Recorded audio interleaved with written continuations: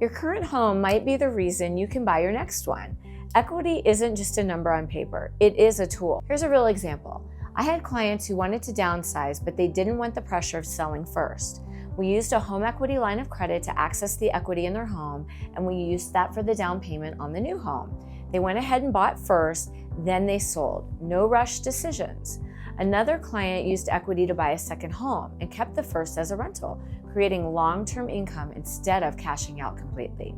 Equity can help you move up, move down, or invest if it's structured correctly. Equity should work for you, not just sit there unused. Now, the key is, in both of those situations, the borrower had to qualify with the new mortgage as well as the HELOC and their existing mortgage.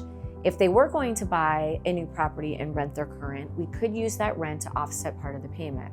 However, they still need to qualify with a lot going on there. There are times where the borrower does not qualify with all of the payments, and then we have to bring in another program where we do this cash purchase program. Maybe we buy the home cash. That's a whole nother scenario, and then they refinance and pay off that short-term loan later.